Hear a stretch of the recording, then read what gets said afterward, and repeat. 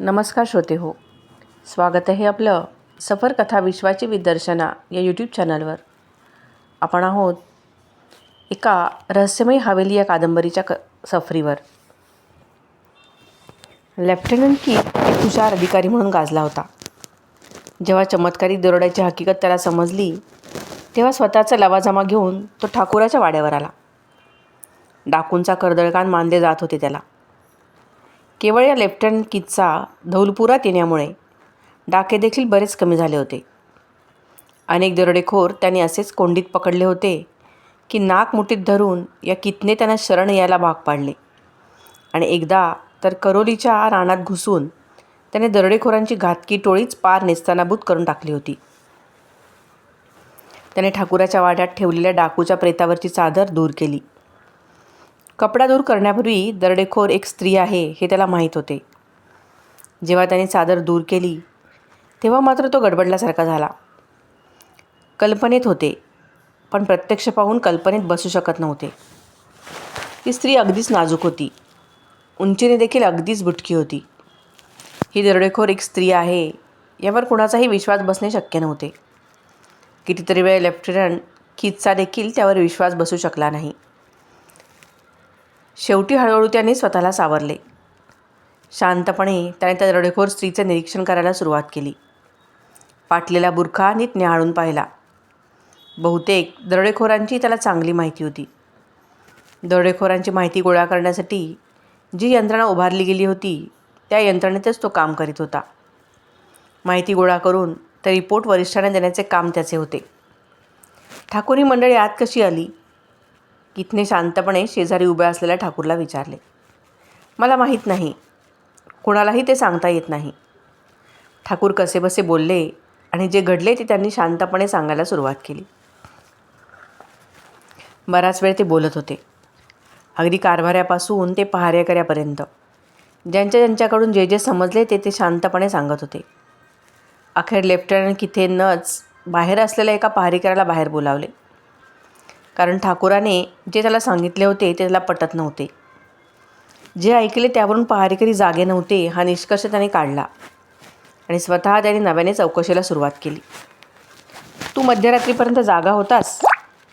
Lieutenant कीथने कठोर आवाजात पहिलाच प्रश्न सोडला आणि पहारेकरी बुचकळ्यात पडला. प्रश्नाचा रोग अजिबात त्याच्या लक्षात आला नव्हता. मी जागाच होतो. मी विचारलं, मध्यरात्रीपर्यंत जागा होतास का? हो. जेव्हा तुझ्या डोळ्यांना झापड लागली तेव्हा आज डाका पडेल याची तुला कल्पना होती का? पण मी झोपलोच नाही साहेब. हे बघ, मी विचारतो तेवढंच उत्तर दे. साहेब पुन्हा खवळला. नव्हतो. तू इथं चाकरीला केव्हापासून आहेस? 4 वर्ष झाली साहेब. तू चाकरीत राहिल्यापासून कधी दरोडा पडला होता का? नाही साहेब. जेव्हा तू झोपेतून जागा झालास तेव्हा तुझ्या लक्षात आलं आपल्याला बरेच जणांनी पकडलेलं आहे आणि तोंड दाबून धरलेलं आहे? होय साहेब. तू ओरडून सर्वांना जागं करण्याचा प्रयत्न केलास, पण तोंडून शब्दही बाहेर पडला नाही. ते खरं आहे साहेब. तू चाकरीला राहिल्यापासून एकदाही दरोडा पडला नाही आणि आताही दरोडा पडेल असं तुला वाटणं शक्य नाही. तुला झोप लागली हा काही तुझा गुन्हा नाही. साहेब, मला झोप लागली नव्हती, फक्त डोळ्यांवर झापड आली होती.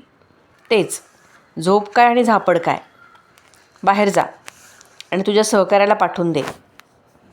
लेफ्टनंट कीथने हुकूम सोडला आणि गोंधळलेला घाबरलेला पहारेकरी घाईघाईत दिवाणखान्यातून बाहेर पडला. आपण घाबरलो नाही असं तो भासवीत असला तरी काहीतरी घडणार असे त्याला वाटत होते. जे घडले ते जशास तसे या साहेबाला समजले कसे हाच विचार त्याच्या डोक्यात घोळत होता. बाहेर येऊन नजरेच्या इशाऱ्यानेच त्याने आपल्या सहकार्याला आत जाण्याची सूचना केली. तेव्हा तर तो अधिकच घाबरून गेला होता. दुसरा पहारेकरी जेव्हा लेफ्टनंट कीथच्या समोर येऊन उभा राहिला तेव्हा आपल्याला काय विचारण्यात येईल हाच विचार त्याच्या डोक्यात घोळत होता. आळीपाळीने तो लेफ्टनंट कीथ आणि ठाकूर यांच्याकडे पाहत होता. आता आणखी काही आपल्याला कोणी काही विचारणार नाही अशी त्याची समजूत झाली होती. त्याचीच काय तर इतर तिघांचीही तशीच समजूत झाली होती. बराच वेळ कीथने त्या पहारेकऱ्याला काहीही विचारले नाही. त्याची नजर मात्र पहारेकऱ्यावर रोखली गेली होती. तुझ्या सहकार्याने जे सांगितले ते खरं आहे? लेफ्टनंट कीथने विचारले.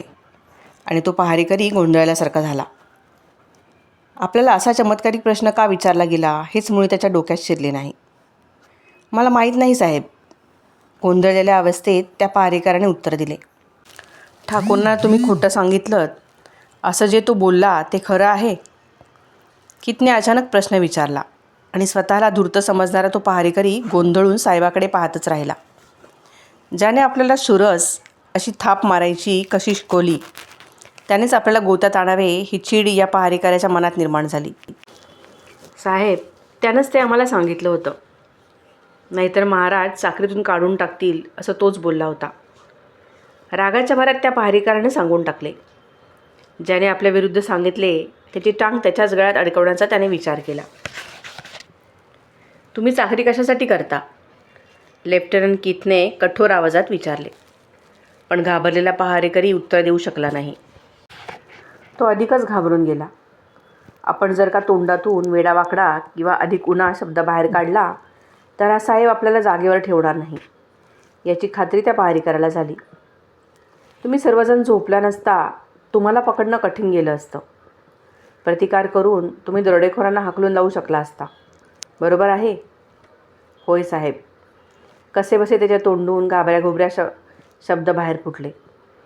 ठाकूर, तुझे चौघेही पहारेकरी रात्रीची झोपा काढतात हे सिद्ध झाले.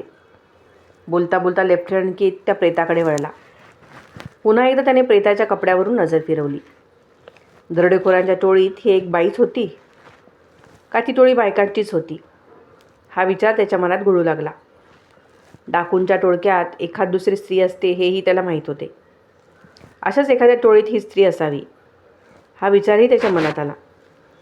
तो बंगल्यावर आला आणि त्याने जुने कागदपत्र चढायला सुरुवात केली. एकेका दरोडेखोरांची दरोडे घालण्याची पद्धत त्याने डोळ्यापुढे आणायला सुरुवात केली. एखादी पद्धत समजली तर डाकूंची माहिती मिळवणे सोपे जाते हाच विचार तो करीत होता.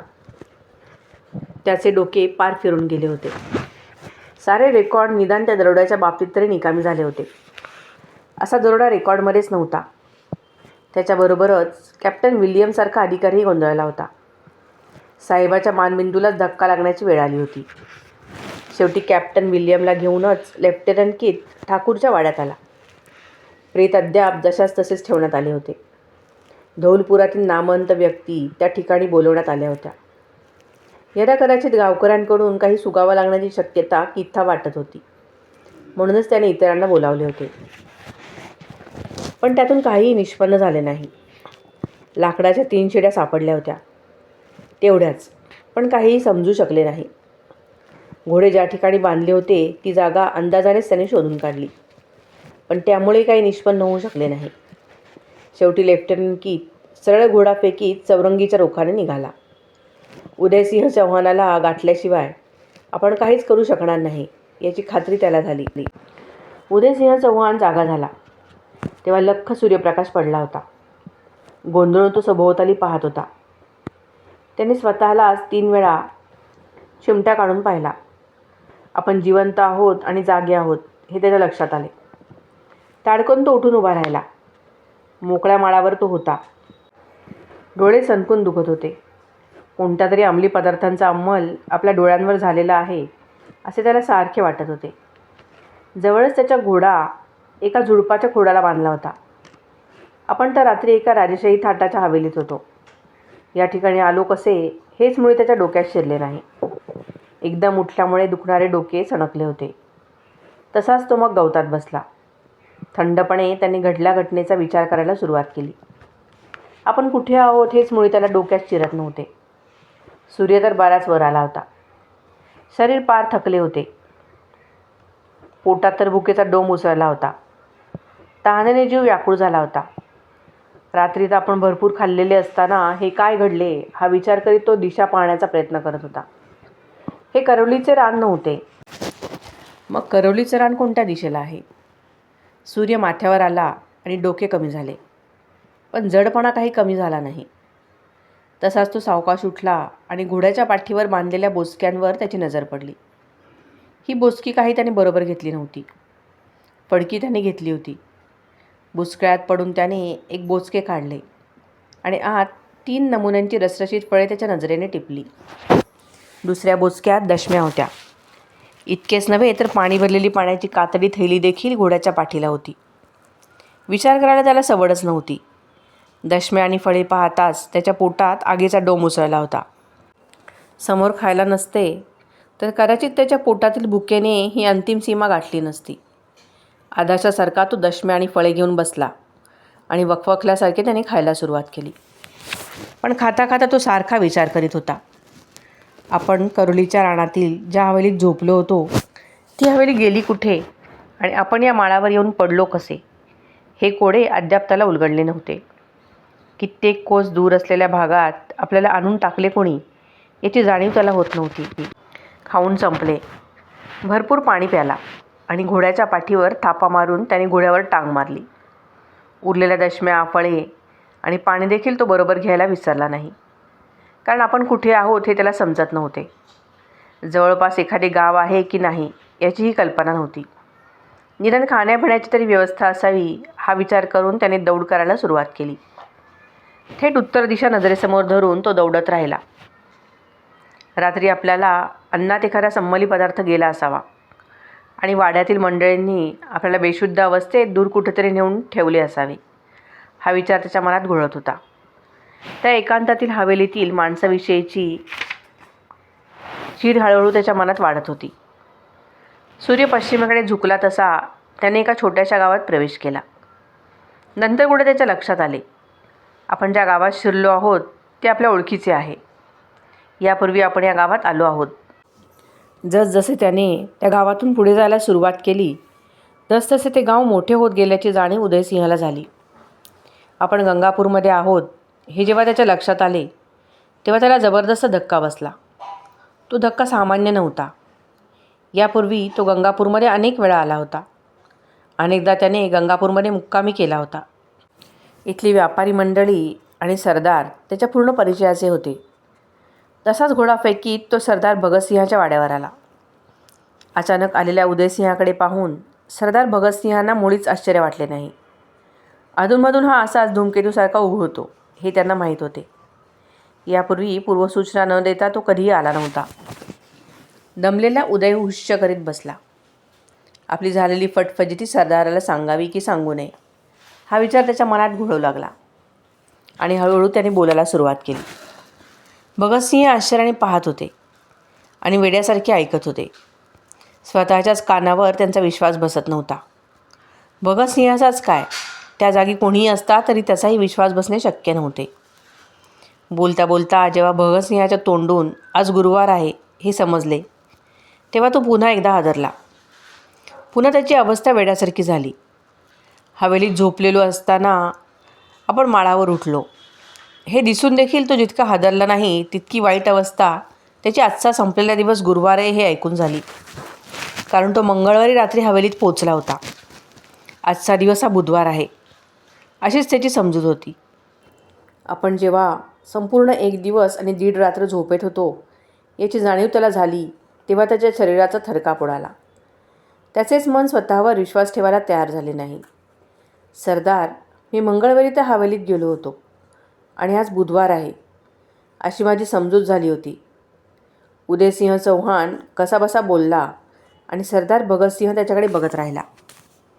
जेव्हा वाड्याबाहेर अंधारात येऊन उदयसिंह चौहानने शांतपणे विचार करायला सुरुवात केली तेव्हा करुलीच्या रानापासून आपण किमान 25 ते 30 कोसावर जागे झालो हे त्याच्या लक्षात आले.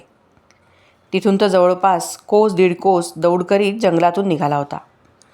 त्याला बसलेला हा धक्का सामान्य नव्हता. दरीतील मांत्रिकासारखे काही तंत्रमंत्र या प्रकारामागे तर नाही ना, ही शंका त्याच्या मनात थैमान घालू लागली. पण विचार कुठेही स्थिर होऊ शकले नाही. विचारांची दिशा कुठेही एका बाजूने तोंड करून पुढे सरकू शकली नाही. त्याच्या मनातील विचार चौफेर धावू लागले. रात्रभर तो त्याच विचारात तळमळत होता. खरे म्हणजे काहीही धडले नव्हते. त्याच्या जीवाला अपायकारक असे हवेलीतील लोकांनी काही केले नव्हते. अगदी सुरक्षित अशा जागी त्याला ठेवण्यात आले होते आणि असे असताना देखील आपल्या मनाचा गोंधळ का उडावा हे त्याला कळत नव्हते. भगतसिंहाला गोंधळलेल्या अवस्थेत टाकूनच सूर्योदय होता होताच त्याने धौलपूरच्या रोखाने दौड करायला सुरुवात केली. धौलपूर जवळ नव्हते. अंधार होत होता. आपण फार तर अर्धे अंतर कापू असा तो विचार करीत होता. आणि घोड्याने साथ दिली नाही तर तेवढेही अंतर कापणे शक्य होणार नाही याची जाणीव त्याला होत होती. जेव्हा सूर्यास्त होत होता तो थांबला आणि आणखी दौड केली तर घोड्याच्या तोंडातून फेस यायला सुरुवात होईल असे त्याला वाटले. त्यावेळी आपण अर्धे देखील अंतर तोडलेले नाही याची जाणीव त्याला झाली. दिवसभराच्या घोडदौडीने तो पार थकला होता, पण कालच्या इतका थकवा मात्र त्याला जाणवत नव्हता. अंधार पडला तरी घोड्याला चरायला सोडून तो घोड्याच्या पाठोपाठ फिरत होता. केव्हा एकदा चौरंगी गाठतो असे त्याला झाले होते. चौरंगी बरीच दूर आहे याच जाणीवेने तो बेचैन चालला होता. घोडा थोडासा ताजातवाना झालेला पाहताच त्याने पुन्हा दौड करायला सुरुवात केली. रात्र गडद अंधारी होती, पण त्याला कशाचीही फिकीर वाटत नव्हती. या मार्गाने तो अशा रात्रीच्या वेळी एकट्याने अनेकदा गेला होता. पहाट होता होता पुन्हा एकदा घोड्याने पाऊल आखडते घेतले. सध्या तरी त्याला घोड्याची किंमत वाटत होती. या घोड्याला जर काही झाले तर दुसरा घोडा आपल्याला मिळणार नाही याची कल्पना त्याला होती. पुन्हा सूर्योदय होईपर्यंत तो थांबला. घोड्याला पाणी दिले. पूर्वीसारखाच घोडा ताजातवाना बनला हे नीट पाहिले आणि एका तालात संथपणे दौड करायला सुरुवात केली. घाई होती पण तो घोड्याला पिटाळीत नव्हता. सावकाश गेलो तरी सूर्य पश्चिमेकडे बुडण्यापूर्वीच आपण धौलपूर गाठू याचा विश्वास त्याला वाटत होता. भर दुपारी थोडीशी विश्रांती घेऊन त्याने जी दौड केली ती धौलपुरात येऊन थांबली. त्यावेळी अंधार बराच पडला होता. डाग बंगल्यात तो बेधडक घुसला आणि सरळ भल्या मोठ्या खुर्चीत आडवा झाला. घोड्यावर असेपर्यंत दमल्याची जाणीव त्याला झाली नव्हती. जेव्हा त्यांनी पाय जमिनीला लावले तेव्हा त्याच्या डोळ्यांवर झोपेची झापड आली. डोके जड झाल्यासारखे वाटले. डाग बंगल्याच्या रक्षकाला त्याने पलंग तयार ठेवण्याची सूचना केली. सर्वजण त्याला ओळखत होते. सहसा तो रात्रीच्या मुक्कामाला धौलपुरात थांबत नसला तरी डाग बंगल्यात त्याच्यासारखे येणे जाणे चालू होते. आपण जेव्हा झोपलो आणि केव्हा जागे झालो हे भनांडलेल्या डोक्याने तो विचार करीत असतानाच पलंगाच्या शेजारी लेफ्टनंट कीत उभा असलेला त्याने पाहिला. चव्हाण, मी चौरंगीत जाऊन आलो. तुम्ही होता कुठे? कीतने घाईघाईत बोलायला सुरुवात केली आणि उदय शांतपणे उठून पलंगावर बसला. शिव्या हासडून या कीतला हाकलून द्यावे की काय याचा विचार त्यावेळी तो करीत होता. गावाला काय आग लागली आहे का? चिडक्या स्वरात उदयने विचारले. नाही, ठाकूराच्या वाड्यावर दरोडा पडलाय. ठाकूर मेला? नाही, एक मेलेला डाकू सापडला. मग त्याचं दफन करून मोकळा हो. पण ती स्त्री आहे. तसं असेल तर जागा थोडी कमी लागेल. आता मात्र उदय खरोखरीच तापला होता. चव्हाण, तू एकदा ते सारं काही समजून घे. अतिशय चमत्कारिक दरोडा आहे तो. कीत गोंधळलेल्या अवस्थेत बोलला आणि काही न बोलता उदय पलंगावर आडवा झाला. कीत, मी सकाळी तुझ्या बंगल्यावर येईन. डोळे बंद करीत तो बोलला आणि लेफ्टनंट कीत मुकाट्याने तिथून बाहेर पडला. चव्हाण अतिशय थकलेला आहे याची जाणीव त्याला देखील झाली. कीत आपल्या बंगल्याच्या रोखाने दौडू लागला. तेव्हा चव्हाण धौलपुरात आहे हे समाधान त्याच्या मनात घोळत होते. उदयसिंह चव्हाण आपल्या प्रकरणाकडे अजिबात लक्ष देत नाही असे जेव्हा लेफ्टनंट कीतला वाटले तेव्हा तो मनातल्या मनात चिडला. कॅप्टन विल्यम देखील उदयसिंहाच्या वागणुकीवर चिडला गेला. आपल्या बुद्धीचा कस आता लागला याची जाणीव त्या दोघांना झाली. पण कुठेतरी काहीतरी चुकले आहे असाही विचार त्यांच्या मनात आला. नेमके कुठे चुकले हे त्यांना माहीत होते. आपल्याला ह्या भागाची हवी तितकी माहिती नाही आणि उदयसिंह चव्हाणला तर खडानखडा माहिती आहे. हा फरक आपण लक्षात घेत नाही ही चूक दोघांच्याही लक्षात होती. जेव्हा लेफ्टनंट कीत सकाळीच बंगल्यावर आला तेव्हा उदयसिंह चव्हाण सकाळीच निघून गेल्याची माहिती त्याला मिळाली.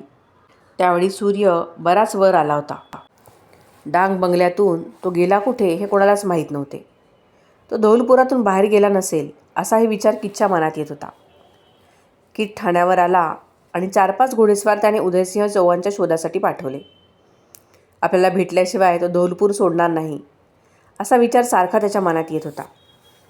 आणि तरी तो रागावून गावातून निघून गेला असावा असाच विचार तो करीत असावा. मन पार गोंधळून गेले होते. कारण उदयसिंह चव्हाणच्या मदतीशिवाय आपण फारशी प्रगती करू शकणार नाही असे राहून राहून त्याला वाटत होते. बऱ्याच वेळाने 2 घोडेस्वार दौडत आले. त्यांनी सांगितलेली बातमी ऐकून त्याच्या मनाचा आणखीनच गोंधळ उडाला. सूर्योदयावेळी उदयसिंह चव्हाण ठाकूराच्या वाड्यावर गेला होता. तिथून तो सरळ गावाबाहेर निघून गेला. हे जेव्हा लेफ्टनंट कितला समजले तेव्हा त्याने चव्हाणला शिव्या मोजायला सुरुवात केली. कॅप्टन विल्यम देखील चिडला होता. उदयसिंह चव्हाणने असे करायला नको होते असे त्याला सारखे वाटत होते. एकाएकी चव्हाणाला निघून जायला झाले काय हाच विचार दोघेही अधिकारी करीत होते. शेवटी त्यांनी उदयसिंह चव्हाणाचा नाद सोडून दिला आणि स्वतः चौकशी करायला सुरुवात केली. कुठे ना कुठेतरी दरोडेखोरांच्या टोळीची माहिती आपल्याला मिळेल याच आशेने त्यांनी प्रथम धौलपुरापासून सुरुवात केली. ठाकूराच्या वाड्यावर दरोडा पडला त्या रात्री भरधाव धावणाऱ्या घोड्यांच्या टापांचे आवाज कोणी ना कोणीतरी ऐकले असावे असे जे कॅप्टन विल्यमला वाटत होते ते त्याच संध्याकाळी खरे ठरले. गावाच्या पूर्वीकडच्या बाजूला 2 शेतकऱ्यांनी तुफान वेगाने दौडत जाणारे घोडेस्वार आपण पाहिले हे सांगितले. तेव्हा निदान सुरुवात झाली. या समाधानाने कॅप्टन विल्यमने शोधाशोध करण्याची सर्व सूत्रे स्वतःच्या हातात घेतली. दुसऱ्या दिवशी भल्या पहाटे हत्यारबंद 30 घोडेस्वार बरोबर घेऊन कॅप्टन विल्यम आणि लेफ्टनंट कित शेतकऱ्याने दाखवलेल्या दिशेने दौडत निघाले. केवळ गावातून बाहेर जाण्याची दिशा समजली म्हणून पुढे जाण्याचा मार्ग सापडेल आणि दरोडेखोरांना गाठता येईल हाच विचार करणे वेडेपणाचे होते. अर्थात याची कल्पना दोघाही अधिकाऱ्यांना होती. एखाद्या शेतकऱ्याचे घर दिसले किंवा एखादे लहानसे गाव वाटेत लागले तर ते थांबत होते आणि घोडेस्वाराची चौकशी करीत पुढे जात होते. एखाद्या गावाला माहिती नसली तर ते पुढे न जाता धौलपुराच्या भोवतालच्या गावांची धुंडाळणी करत होते. दुसऱ्या दिवशी दुपारी सर्व घोडेस्वार करोळीच्या रानात शिरले आणि इथे मात्र आपल्याला चाचपत राहावे लागणार याची जाणीव दोन्ही अधिकाऱ्यांना झाली. करोळीचे रान म्हणजे डाकूंचे माहेरघर. बहुतेक डाकू दरोडा घालून मुक्काम करायचे ते या करवलीच्या रानातच, कारण ते रानच तसे चमत्कारिक होते. हल्ला झालाच तर पळून जायला वाटही तशीच होती. हल्लेखोरांना कसेही करून चकवता येत होते आणि याची कल्पना लेफ्टनंट कितला होती. त्याने यापूर्वी अनेकदा हे रान धुंडाळले होते. अनेक दरोडेखोरांचा माग काढीत तो या रानात खूप हिंडला होता. पण कॅप्टन विल्यम मात्र करवलीच्या भयान रानात प्रथमच पाय ठेवीत होता. करवलीच्या रानात बरेच अंतर त्याने तोडले. रात्रीच्या विश्रांतीचा मुक्काम जेव्हा या भयान रानात करण्याची वेळ आली तेव्हा कॅप्टन विल्यमचे शरीर शहारले. नाना विचारांचे थैमान त्याच्या मनात सुरू झाले. अर्ध्याधिक शिपायांची देखील तीच अवस्था झाली. हिंस्र श्वापदांचे चित्रविचित्र आवाज त्या भयान वातावरणात अधिकच भर घालू लागले. पण लेफ्टनंट कित मात्र शांत होता.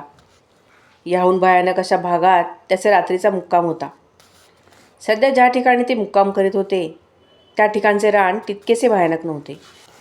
जसजसे ते आग्नेय दिशेला सरकत जातील तसतसे रान अतिशय भयान बनत चालले आहे हे त्यांच्या लक्षात येणार होते. आणि सकाळ होताच त्या दिशेला जाण्याचा तर लेफ्टनंट कितचा विचार होता. कित, दरोडेखोरांच्या जागा तुला नीट माहीत आहेत? कॅप्टन विल्यमने काळजीच्या सुरात विचारले. सर, जागा तर भरपूर माहिती आहेत, पण आपल्याला हवा तो दरोडेखोर नेमका कुठे सापडेल हे मी कसं काय सांगू शकेन. कदाचित कुणालाही संशय येणार नाही अशाही एखाद्या भागात तो राहत असला तर. आणखी काहीतरी विचारायला कॅप्टन विल्यमने तोंड उघडले, पण लगेच त्याने विचार थांबवला. उगाच वायफळ चर्चा करण्यात अर्थ नाही हे त्याच्या लक्षात आले. अंधार बराच पडला. जसजशी रात्र चढू लागली तसतसा अंधार दाट होत गेला. निरनिराळ्या श्वापरांचे आवाज कानठळ्या बसवू लागले. घोड्यांच्या किंकाळाने देखील ऐकून अधूनमधून प्रत्येकाच्या अंगावर काटा उभा राहिला. लेफ्टनंट कितचे ऐकून आपण या ठिकाणी उभे राहण्यात मूर्खपणा केल्याची जाणीव कॅप्टनला झाली. पहाट होईपर्यंत सर्वांनी रात्र जीव मुठीत घेऊन काढली. एक एक शिपाई म्हणजे अगदी कसलेला. पण रानातील या भयानतेपुढे त्यांचं देखील काही चालत नव्हते. उजाडले आणि पुन्हा सर्वांनी वाटचाल करायला सुरुवात केली. विश्रांती घेण्यापूर्वी लेफ्टनंट कितने जो मार्ग आखला होता तो आता बदलला. आग्नेय दिशेला न जाता त्याने सरळ पूर्वेकडला रस्ता धरला. तो सारखा विचार करीत होता. एखादा हुशार दरोडेखोर असला तो नेमका कोणत्या ठिकाणी राहील याचा विचार तो करीत होता आणि त्याप्रमाणे तो आपला मार्ग ठरवित होता. सूर्य माथ्यावर आला तसे सारे हैराण झाले. एक टेकाड चढून उतरायचे आणि लगेच दुसरे टेकाड चढायला सुरुवात करायचे.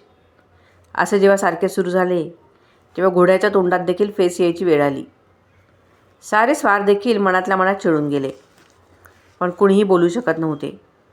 कॅप्टन विल्यमचे देखील तोंड बंद झाले होते. सर्व सूत्रेच मुळे लेफ्टनंट किटच्या हातात होती. तो जसा येऊन जाईल तसे जाणे कॅप्टनला भाग होते. अंधार होता होता ते अचानक एका उंच टेकाडाजवळ आले आणि दूरवर त्यांना एक भव्य असा गडीसारखा वाडा पाहायला मिळाला. सर्वात अधिक विल्यमला हायसे वाटले, कारण रात्रीला सुरुवात झाली होती. अद्याप सूर्य बुडाला नसला तरी तो केव्हाही बुडण्याची शक्यता दिसत होती. त्यानंतर रात्रीच्या वेळी रानात झोपण्यापेक्षा एखाद्या वाड्यात आश्रय घेणे सोयीस्कर होते. केवळ नशिबाने आपल्याला वाडा सापडला हाच विचार कॅप्टन विल्यम करीत होता. सर्वजण अतिशय थकले होते. दुपारची थोडीशी विश्रांती त्यांना अतिशय अपुरी वाटली होती.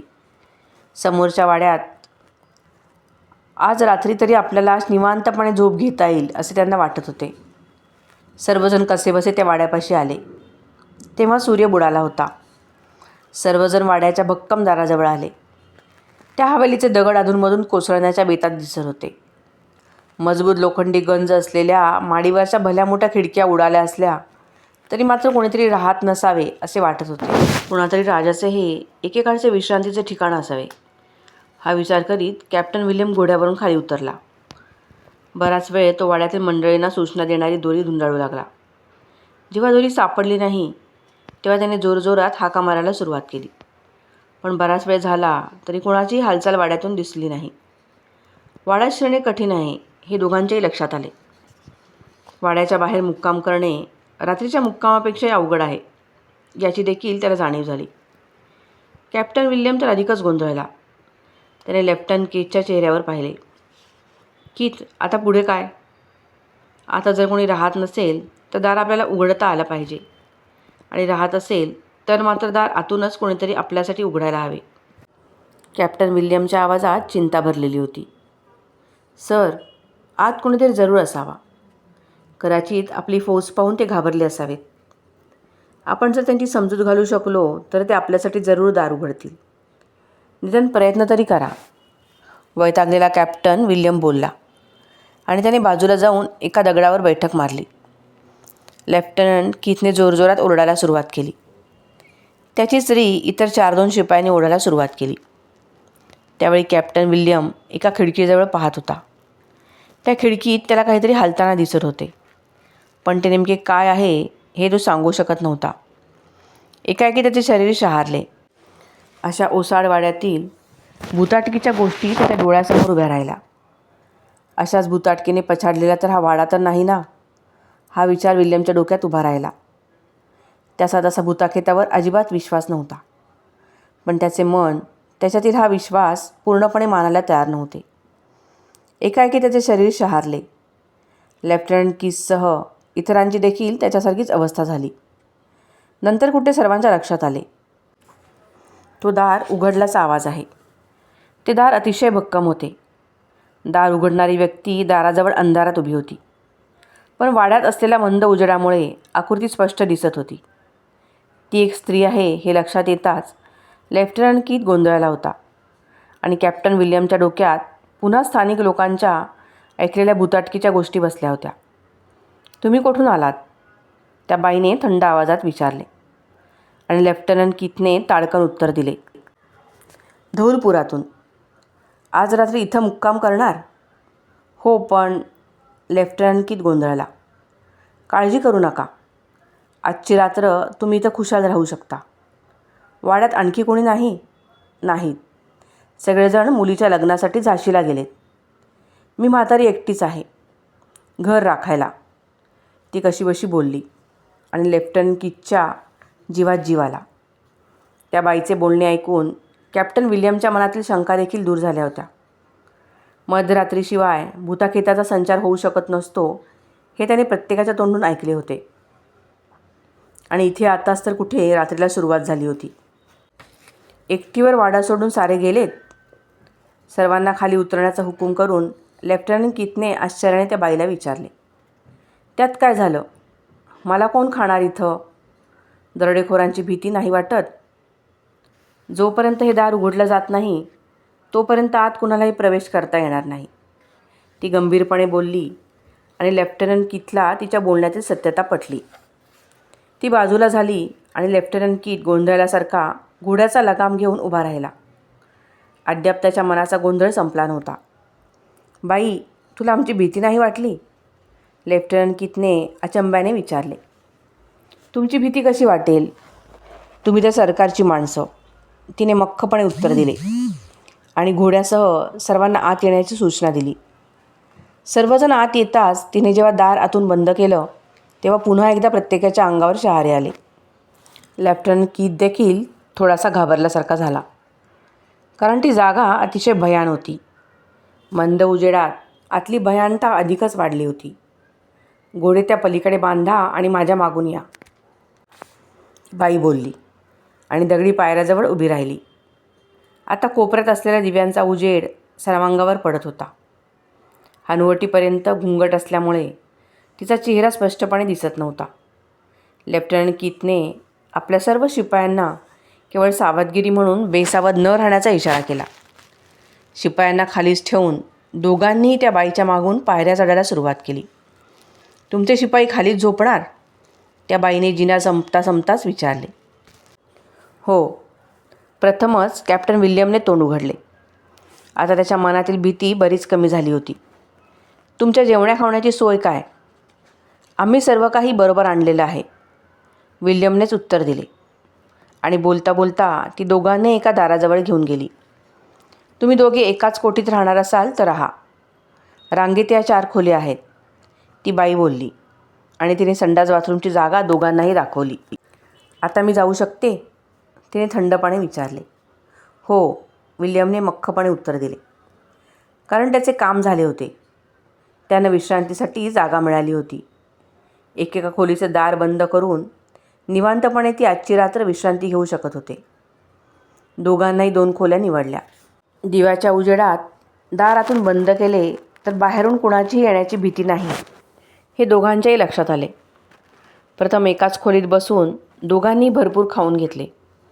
थैल्या नीट बंद करून ठेवल्या आणि आपापल्या खोलीत अंगावरच्या कपड्यांनीशीच आडवे झाले. आता विल्यमच्या मनातील भीती पार नाहीशी झाली होती. लेफ्टनंट कीथ देखील पूर्णपणे बेफिकीर बनला होता. भीती आता दोघांच्याही मनात अजिबात शिल्लक राहिली नव्हती. आपण केव्हा जागे झालो हेच मुळी लक्षात आले नाही. जेव्हा लक्षात आले तेव्हा दोघेही गोंधळल्यासारखे झाले. त्यांनी हालचाल करण्याचा प्रयत्न केला, पण त्यांना ते जमले नाही, कारण दोघांचेही हातपाय बांधलेले होते. एका उंच अशा झाडावर दोघांनाही समोरासमोरच्या फांद्यांवर जखडून टाकण्यात आले होते. त्याच झाडाच्या खाली दोघांचेही घोडे बांधण्यात आले होते. इतरांचे काय झाले हाच विचार दोघांच्याही मनात थैमान घालू लागला आणि भानावर आलेल्या लेफ्टनंट कीथने जोरजोरात हाका मारायला सुरुवात केली. हळूहळू दुरून आवाज उमटू लागले. एक एक शिपाई आपल्या अस्तित्वाची जाणीव देऊ लागला. सर्वांना झाडावर जखडण्यात आले आहे हे जेव्हा कॅप्टन विल्यम आणि लेफ्टनंट कीथच्या लक्षात आले तेव्हा ते हादरले. लेफ्टनंट कीथचा तर गोंधळ उडाला होता. आपण करवलीच्या रानात नाही असे त्याला राहून राहून वाटत होते. पूर्वी आपण या भागात आलो होतो हाच विचार त्याच्या डोक्यात घोळत होता, पण नेमका हा भाग कोणता हा विचार मात्र त्याच्या डोक्यात शिरत नव्हता. आता त्याच्यापुढे प्रश्न उभा होता तो एकच, या कोंडीतून सुटावे कसे? मुक्तता कोणीतरी करायला हवी होती. स्वतः हात सोडवण्याचा प्रयत्न केला तर ते जमणे शक्य नव्हते. दोघांनी हातपाय झटके देऊन सोडवण्याचा प्रयत्न केला, पण त्यांना अजिबात ते शक्य झाले नाही. जेव्हा हातापायानं रग आली तेव्हा त्यांनी तो नाच सोडून दिला आणि कुणीतरी त्या बाजूने येईल, आपली सुटका करेल हाच विचार करीत वेड्यासारखे ते चहूबाजूला दूरवर पाहत जखडलेल्या अवस्थेत बसून राहिले. श्रोतेहो, आजच्या भागात इथेच थांबूयात. हवेलीचे रहस्य जाणून घेण्यासाठी भेटूयात पुढील भागात. तोपर्यंत धन्यवाद.